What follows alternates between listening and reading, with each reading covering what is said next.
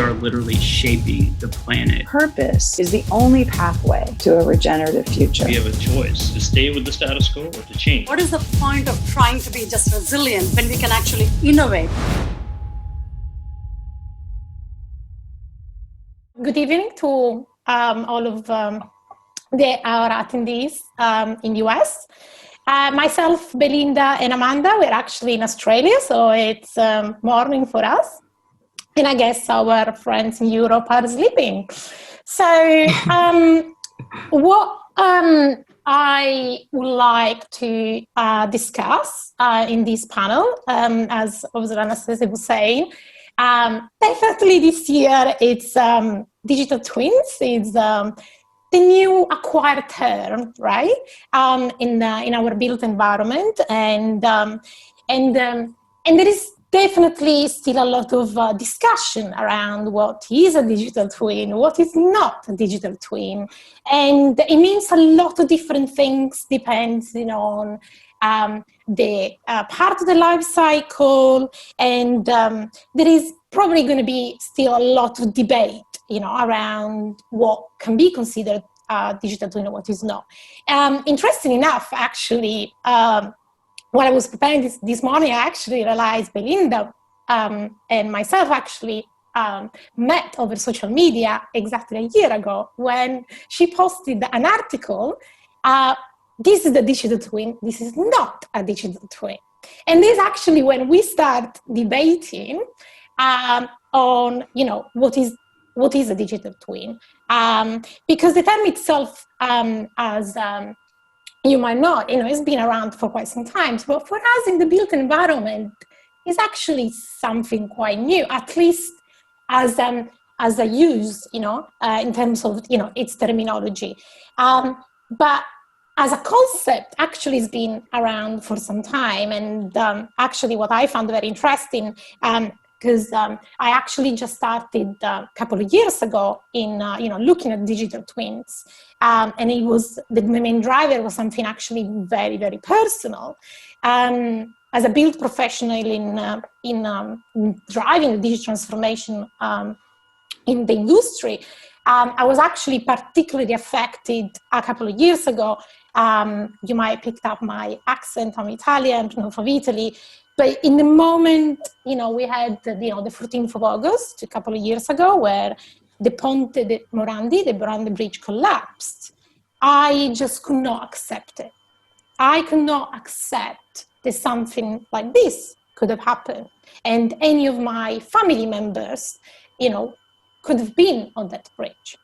And so I started researching, and my experience comes from, is mostly on civil infrastructure, spent over 20 years in the industry, and mostly in the design phase. So asset management was actually something quite new to me. And I started researching this topic, and interesting enough, then I obviously started discussing this with Belinda, who's a lot more experienced than me, especially in the asset management. Myself and Belinda actually now sit on the Australasian BIM Advisory Board in Australia. And I was fascinated on actually her experience that actually as a concept, we've been implementing digital twin for quite some time. So Belinda, I would like to start with you, the discussion, and start thinking about, why do we need digital twin? Let's not just go back, maybe debate on its terminology. We know it means a lot of different things to a lot of different people, and there is amazing work happening around the world. The Center of Digital Build Britain is working with this definition. We have the Digital Twin Consortium in America. We have the Center of Data Leadership in Australia. I'm sure next year, probably we're going to start clarifying this terminology. But what I really would like to pick your brain is your experience, right? On why do we need digital? Why is this concept and the ability to link our physical assets to our digital representation and have some sort of connectivity? Why is this important? Yeah, absolutely. Thanks for the question, Cristina. But also I wanted to say thanks for the opportunity as well to speak on this panel. It's definitely a topic that I'm passionate about, and hopefully that comes through to everybody today. And I also hope that everyone gathers some great insights from each of us and takes them back to their business and implements them. So the question being, why do we need digital twins? If we gave an absolute definition to that, that would be that it's to reduce the fear that the vision of a project or an asset isn't realised. So on its own, that sounds great, sure, whatever that is, but I want to give you something that you can take away and start to analyse how you develop that why and understand that why. And to do that, we've developed up our very own system, which is basically a derivative of the Gartner IT framework, and we call it the connected value triangle.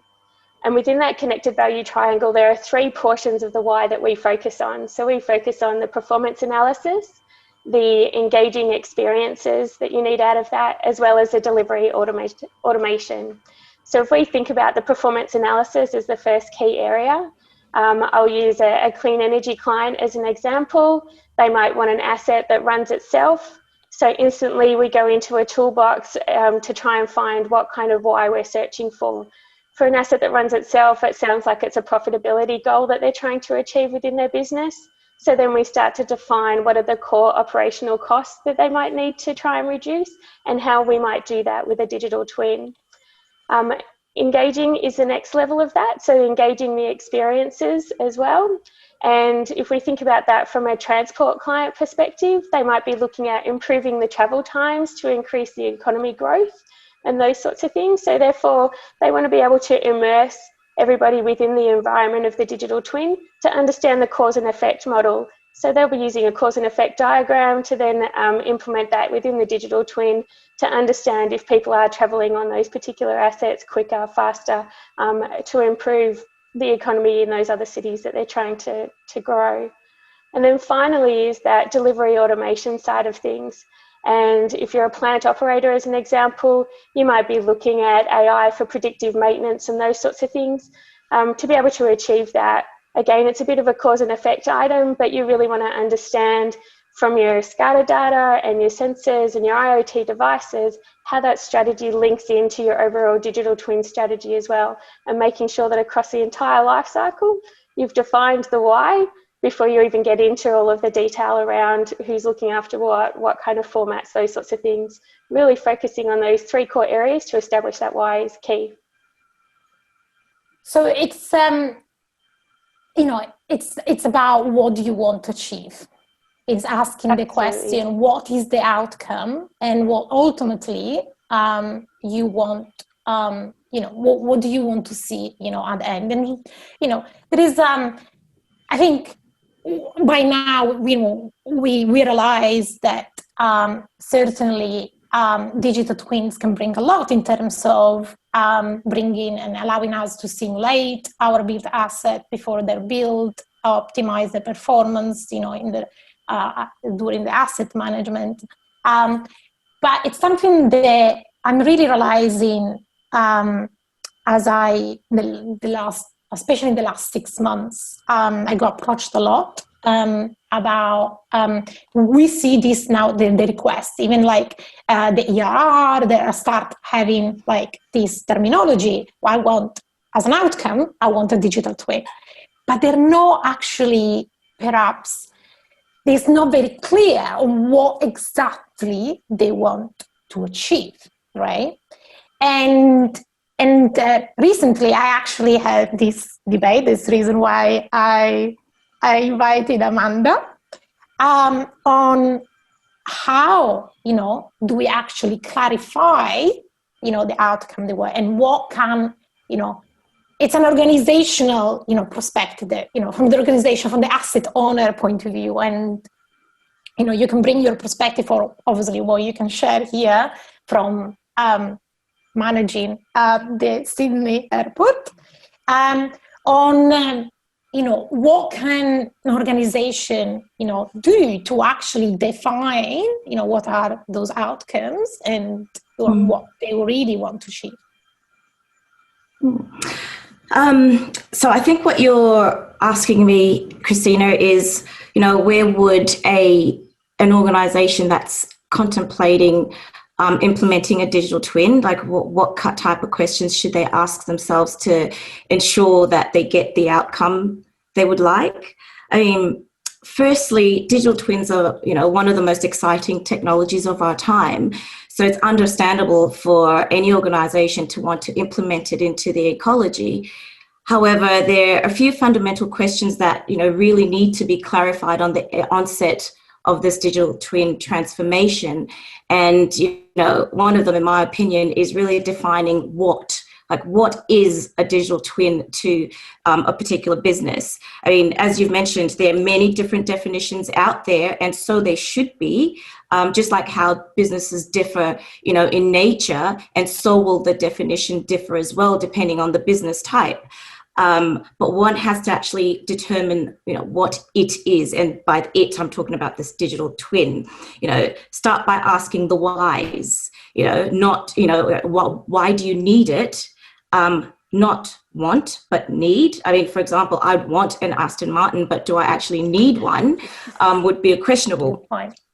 I mean, what business outcomes is the organization trying to meet? What questions do you want answered? Can you identify any ROIs? And these are the things that Belinda was talking about earlier on. And once that why is actually clarified, then you can start defining what this actually means to the business. And now, don't frown at me for saying this, but, like my Mazda, an organization may actually already be functioning quite well without a digital twin. So asking that why may enable the business to actually improve on its processes and technology and, whatever else they're whatever other reasons they find a need. So it's really starting with the end in mind. So what questions are you trying to answer by implementing the digital twin? Now, other questions is like, what is it? Is it just a 3D model that replicates a built environment? Or is it an operational process, a connection of data, or people processes to understand and predict data? Or perhaps it's all of the above. Like, what does this thing actually look like? And can you articulate it to the rest of the business? In my experience, the definition actually changes the further an organization develops through their digital transformation. You could, for example, just start with a 3D model with no data and then add the data to it and then connect your data, then start adding your Internet of Things and other smarts to it. And you'll find that this digital twin then starts morphing into something completely different to what you thought you started at the beginning, especially when you start reaping the benefits and being able to showcase the benefits to the rest of the organization.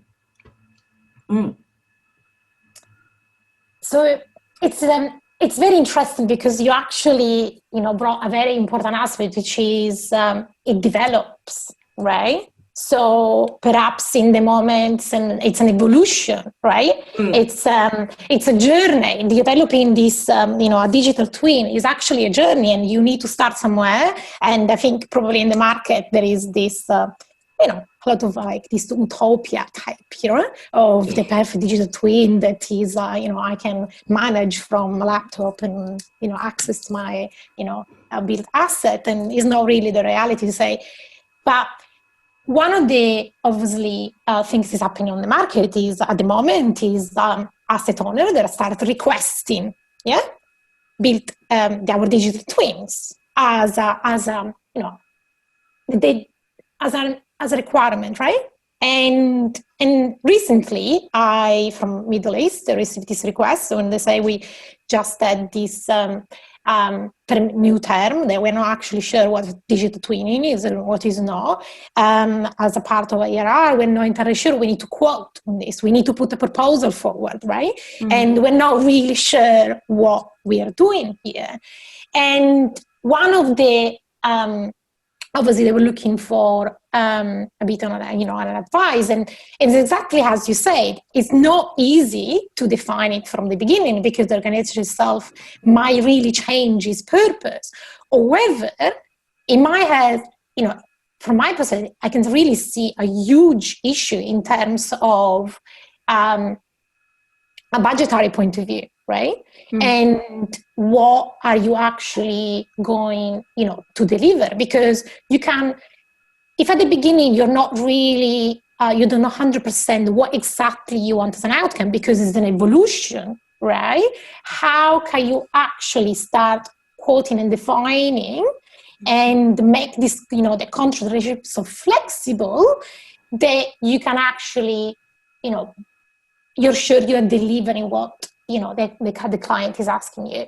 And so, Belinda, from your perspective, because you actually been implementing digital twin for nearly a decade, probably what is the best advice you can say from managing, these aspects, which is not easy. I mean, I can really see completely having a disbalance from what you set to do at the beginning and what you really get at the end. And there are some huge contractual obligations from both sides.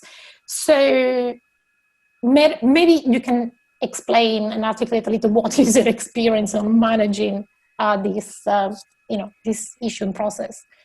Yeah, absolutely. So I think the core thing in the beginning is to go through those 3 core areas to define your why. And the reason why you're going through those areas is also to gain buy-in from the rest of the business as well as you start to develop up that answer or that solution in terms of your requirements. But if I think about what has been the worst outcome from projects that haven't defined their why, there's a couple of core patterns, I suppose, that come up with all of them. So the first core pattern is that it's really focused on the capital build and the aspects that are that assist the capital build itself. So it's pretty siloed from handing over. So therefore they've said, yep, we need this particular format, we need these particular technology solutions, and this is how this is going to be delivered. Secondary to that is then that it doesn't fit into that ecosystem. So it doesn't fit into the digital ecosystem that's being developed. So as I'm sure Amanda will suggest, that if you do have a digital twin that might be created and then starts to be connected into the asset system, but it's not delivering in the way that it needs to, it's just not going to work. In addition to that, so the secondary option around this is that you've developed up awesome systems, so you've got them straight from the capital build into the operation phase. However, you didn't consult everybody within the operation phase about all of these new technology solutions that are coming on board. And that flip of them not being able to understand the new technologies and being able to utilize them because of they're used to the way that they work, even just a slight change can cause an enormous amount of pushback.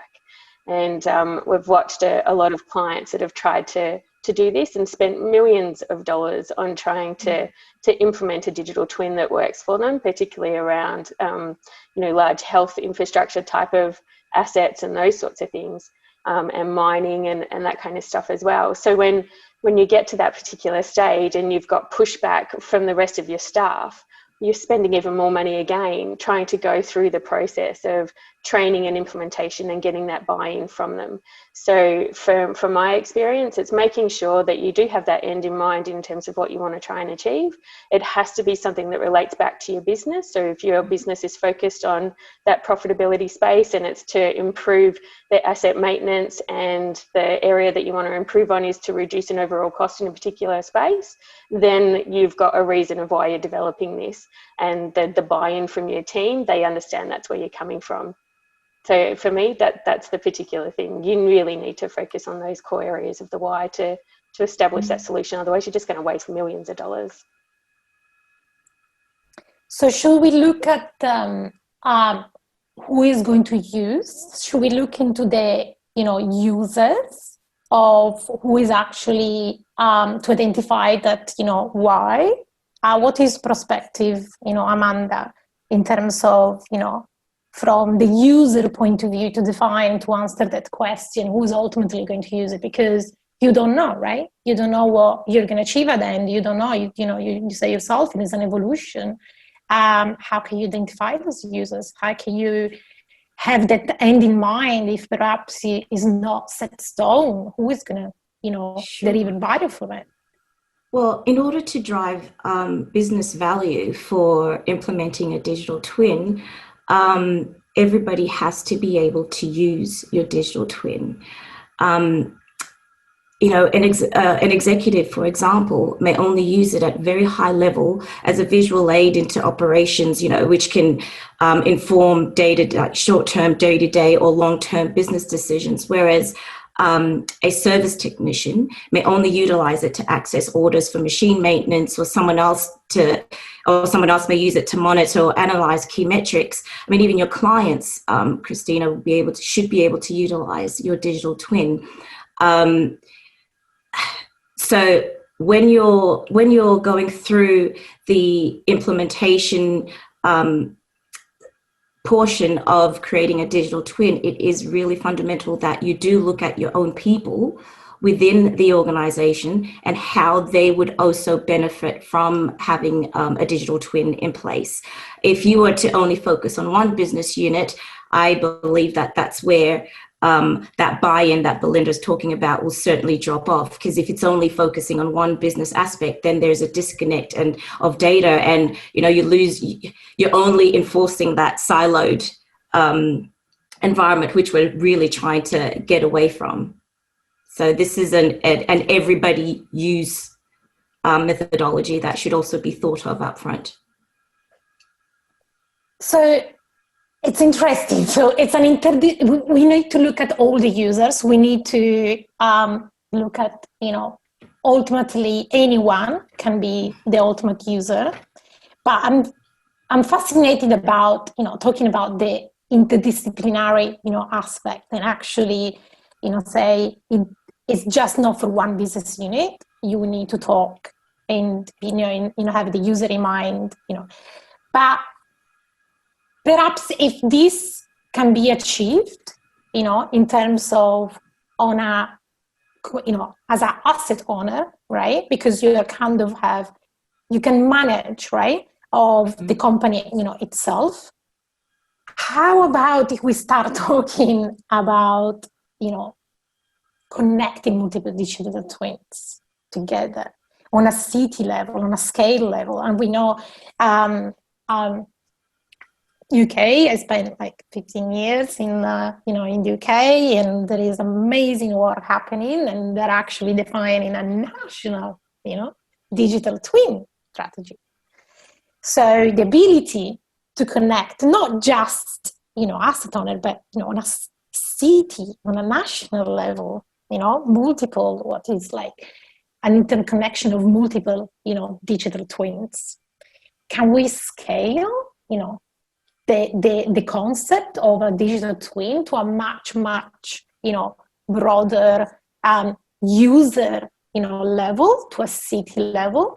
Because very recently, another company in Middle East approached me, and it's probably what the first time I came across such as large scale city, you know, brand new city model that they want to create, very luxurious, you know, city. Without giving the details, and where they're bringing in, you know, they're building everything from new hotels, new you know, new buildings, building a new airport. So you can bring your perspective here, Amanda, bringing their own infrastructure and everything, and they say, well, we're building, you know, an entire new city. We want to make sure we get it right. We want to make sure we bring all of this digital data together, so we actually know how our city is performing, you know, on, you know, entire, you know, on the entire city level. Is that possible? Can we actually do it? Because it's already difficult if we take in consideration one asset. Can we do it with multiple assets? Belinda, what do you think? I'm going to say yes, absolutely, and it's definitely possible. Okay. I think the key around that, and particularly here in Australia, so there's a couple of different groups that I'm involved with from Facility Management Australia and all of those sorts of groups, where we're going through what kind of levels of information is required at each of our government levels. So if we think about at a federal level, there's a certain amount of information that they need from our models that help feed the safety of our citizens and those sorts of things. So they're helping to determine things like our building codes and all of those kind of items. Secondary to that is at a state level, which is about how we're managing those states, how we're differentiating within those states, what the economy is like within those states, those sorts of things.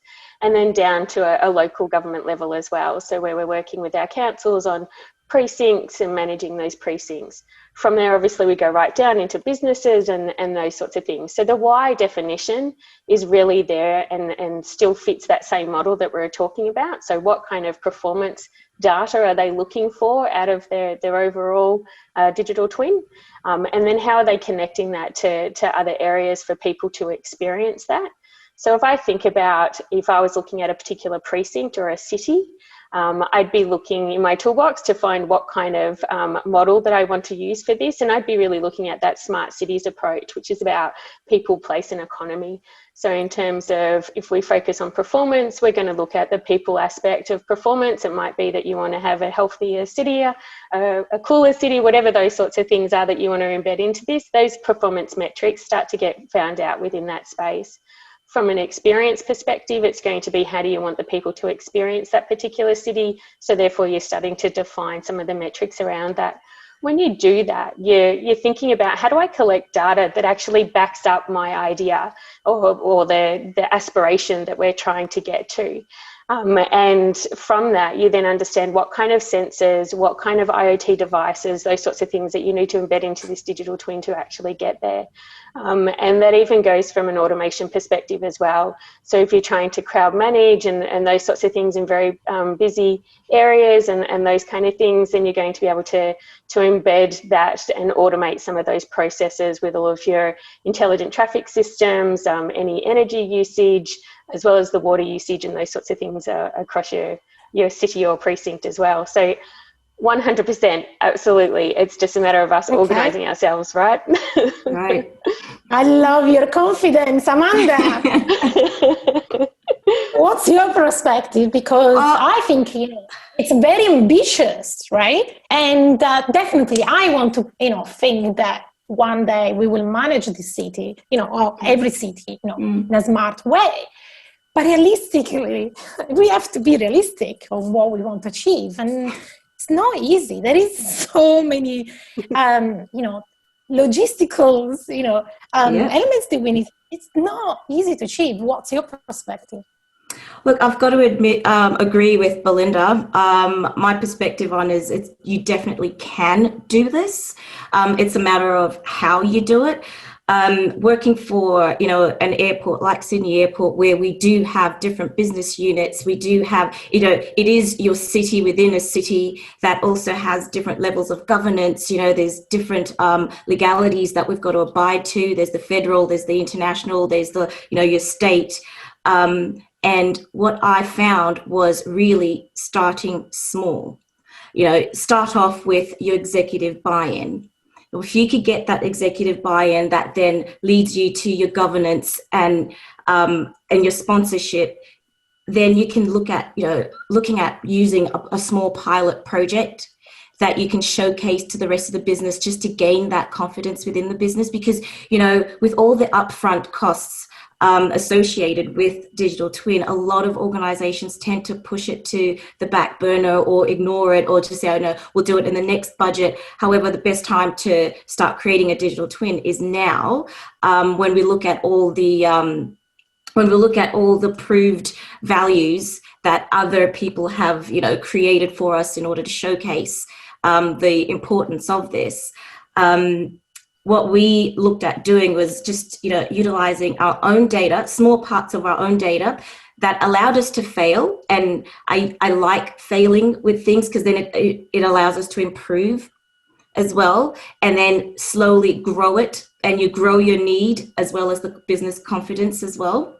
So you can certainly connect your informations and connect a large infrastructure within a digital twin. You look at things like Singapore and how they're looking at their city, and that's just so fascinating how they're able to actually connect the city as well as their airport as well as other smaller business units all within the one, but you've got to start small first.